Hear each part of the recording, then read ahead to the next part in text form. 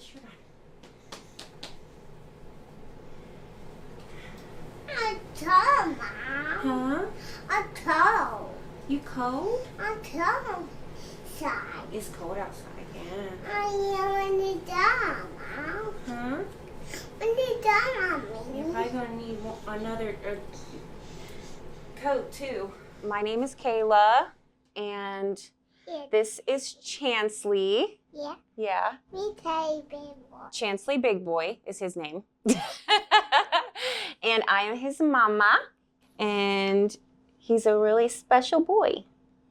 Huh? He has a very rare blood disease, cyclic neutropenia. So any given day, you or I or anyone else should have about 2,000, about 1,500 to 2,000 neutrophils fighting off anything that we come into contact with on a daily basis. And his, on a cycle, will dip sometimes all the way down to 0, where he has none. They haven't, in the last 9 months, I want to say, they have not risen above 400 that we've seen through his blood work.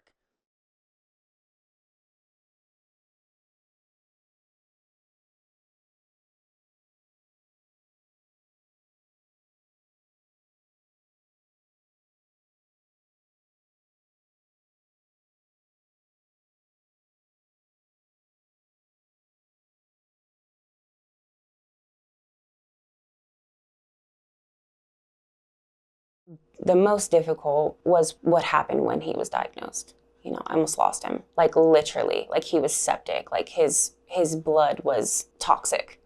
He was dying, like dying. That was horrifying. I mean, there's like 9 different people in the room, doctors and nurses and, running and code this, and the freaking chapel guy came. I mean, literally there was a cop there. Like, it was serious. Like, I was losing him. I've constantly had to advocate for him because I had known something was wrong and nobody was listening to me. I kept asking, like, there's something, wrong with my son. Like, nobody gets sick. They just kept telling me it was hand, foot, mouth, hand, foot, mouth. I'm like, no kid gets hand, foot, mouth every freaking month. There's something up here. And his bug bites are getting infected because he can't fight things off. His body can't do what our bodies can. They can't fight things off. I literally went and I picked up a calendar book where I could write stuff on the correct calendar day. Every symptom that he had, I started documenting it on the correct calendar day. And that book was the reason that they ended up giving him the medication that he needed in the hospital. When he laid there dying, they gave him the correct medication, which saved his life because of the book and everything that I outlined in that book. And because of his blood work, they knew that it was some kind of neutropenia. And then once they started doing the blood work, and then they was like, oh my God, like he's septic, he's dying, and it was just like, God, if they would have waited any longer, but I stayed on them. You know what I mean? I stayed on them, and I stayed on them hard.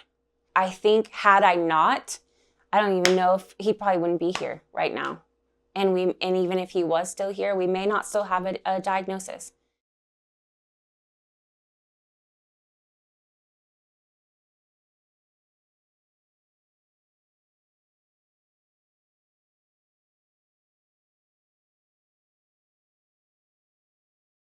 Now that we knew what it was just like that part was over, and now we can get into the treatment, and now we have a protocol for when things happen. I want him to live as normal of a life as possible. I hope that someday there will be things uncovered about his disease, and I know he won't grow out of it, but I hope it gets better and not worse. And I hope that we can kind of figure this out and figure out what kind of treatment he needs, and instead of just upping his medication. And then, I want him to have a wife and children of his own. And, I want him to have those things. I would give the advice to reach out for help when you need it. Don't try to shoulder it all by yourself, and educate yourself. I think that would be my biggest advice.